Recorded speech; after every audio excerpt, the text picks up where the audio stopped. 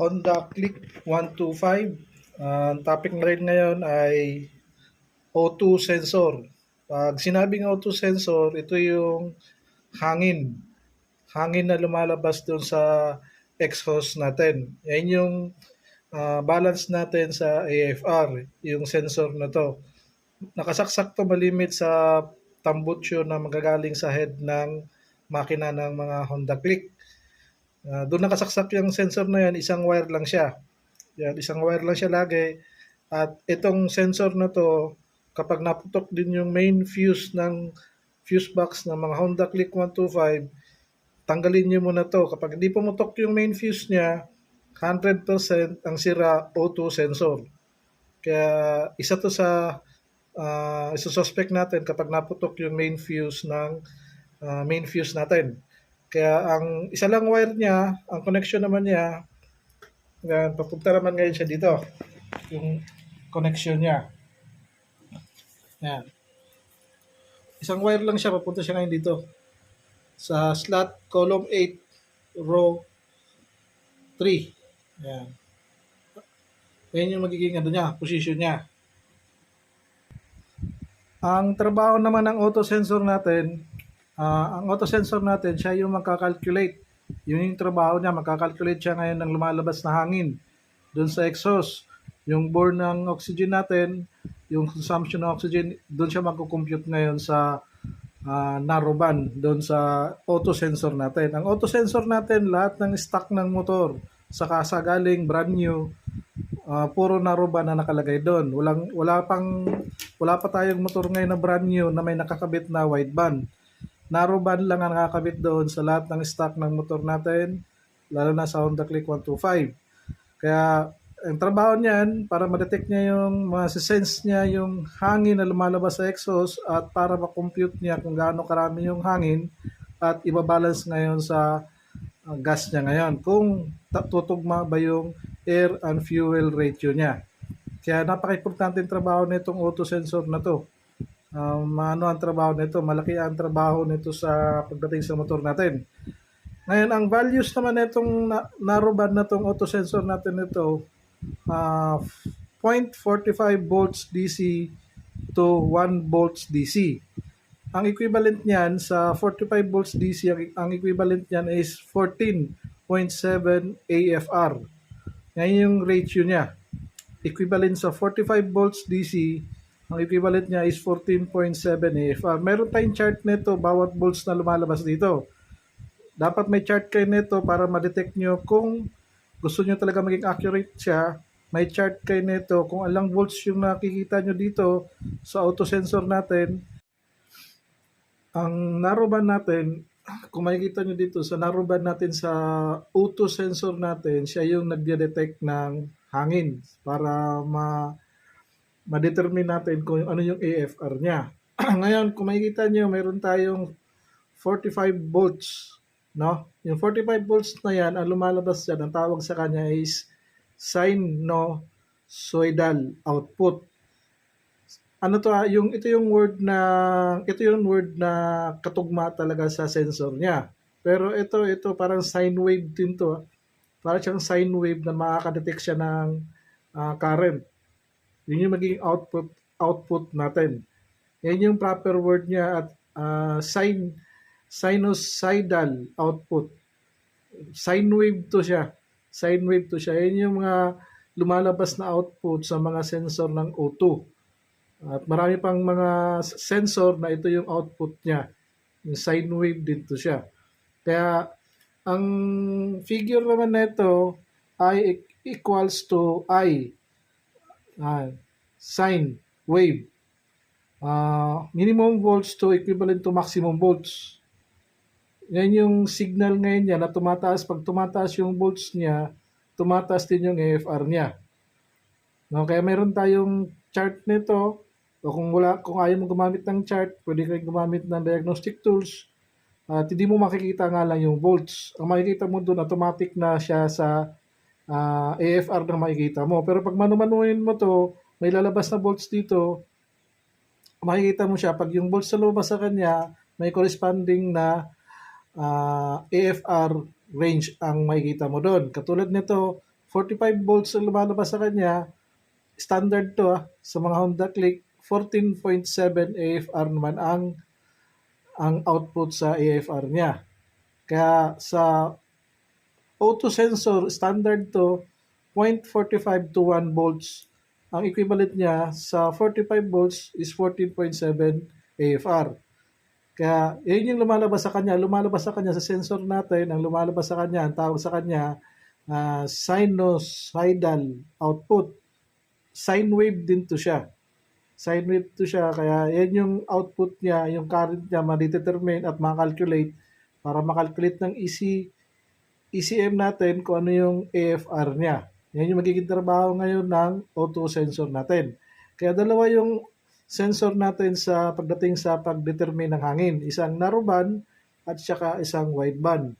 Ngayon kung carb type naman yung motor at hindi kayo naka Honda Click 125, pwede kayong gumamit ng ganitong klaseng ganitong klase. Isasaksak nyo lang tong sensor na to sa pulser at negative positive naman yon, gagana na siya. Kaya dalawa yung sa akin kasi merong mga ibang sensor sa motor na malayo yung range niya, ibig sabihin hindi accurate yun. Ilipat mo ngayon dito sa isa kung sinong accurate sa kanila. Makikita mo yun, ang idle noon dapat nasa range lang ng 1.5, 1,000 to 2,000. Wala pa tayong idle na mas mataas pa dyan sa mga 125 na motor o kahit na sa mga big bike. No? Kalimitan dyan ng idle nating RPM, katulad sa Honda Click, ang stock na RPM niya na idle position niya is 1,600.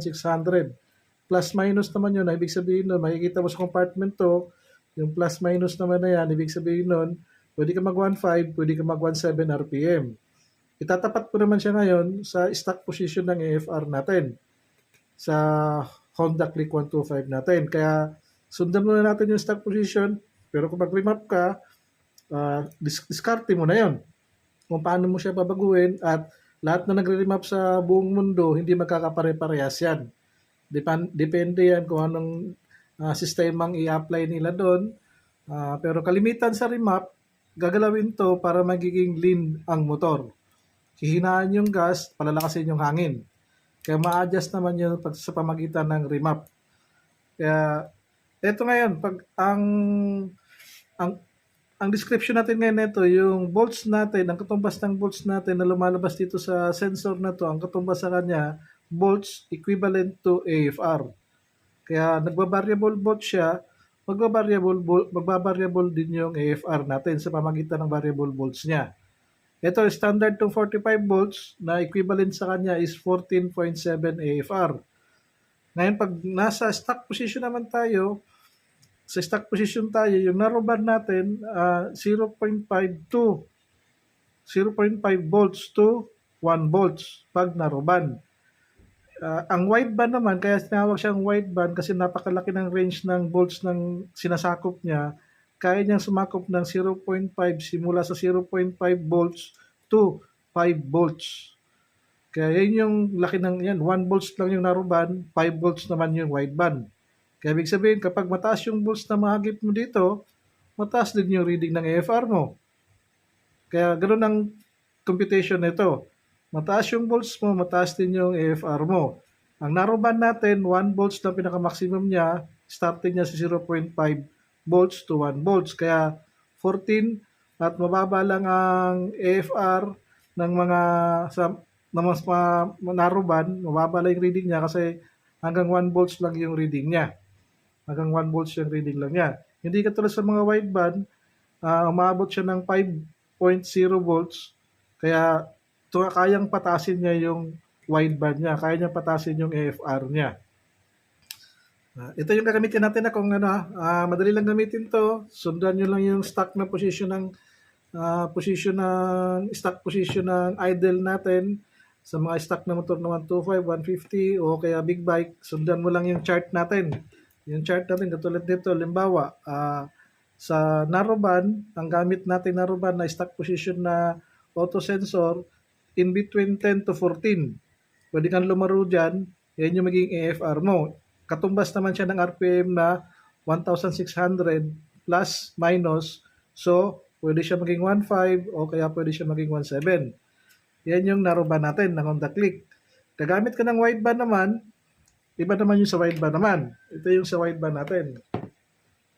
Yan, yan yung sa wideband natin. Yan yan. Yan yung sa wideband natin. Yan yung sa wiring niya, sa wideband. Na, ang mga tambutso ngayon, mga elbow ng tambutso ngayon, meron ng socket na para dito. Standard naman ang sukat ng diameter ng tsaka yung thread niya, standard to. Sa lahat ng mabibiling pipe niyan, meron na siyang butas doon at ito yung dahilan para matono natin ng maayos yung AFR niya. No? Kaya pwede kang gumamit kung gagamit ka ng dyno, pwede kang gumamit ng wideband, pwede ka rin sa narrowband. Kailan tandaan nyo at makita nyo yung paliwanag naman natin dito, ang narrowband natin, mababang volts lang ang pinaka-maximum niya. Ang wideband natin, kaya niyang mag-maximize ng volts para matukoy niya yung pinaka-AFR niya. Kaya yun ang kaibahan niya. Ngayon, kung halimbawa gagamit din ng wideband sa idle position natin, in between 14 to 19. Kaya kalimitan ng mga idle na mga pag gumamit ka ng wideband ay nasa 18. Katumbas naman nun is 1,600 RPM. Yan, yun naman katumbas nun. 1,600 RPM plus minus 100, 1.5 or 1.7. Kaya yan yung stock position natin sa halos lahat ng motor. Ito naman sa Honda Click 125 to, stock position ng AFR niya. Kung gagamit ka ng narrowband, kung gagamit ka ng wideband. Kaya ang purpose ng auto sensor natin, ulitin ko lang para klaro, para lang ma-detect natin yung hangin na lumalabas doon sa exhaust niya. Tutukoyin lang, yung purpose ng AFR natin, ang auto sensor, para lang matukoy natin kung balance ba yung hangin mo tsaka yung gas mo. Ito yung stock gas natin ng idle, 1,600. Ito naman position ng narrowband natin, 10 to 14 in between. Sa wideband naman, 14 to 19 in between naman sa wideband kung gagamitin nyo.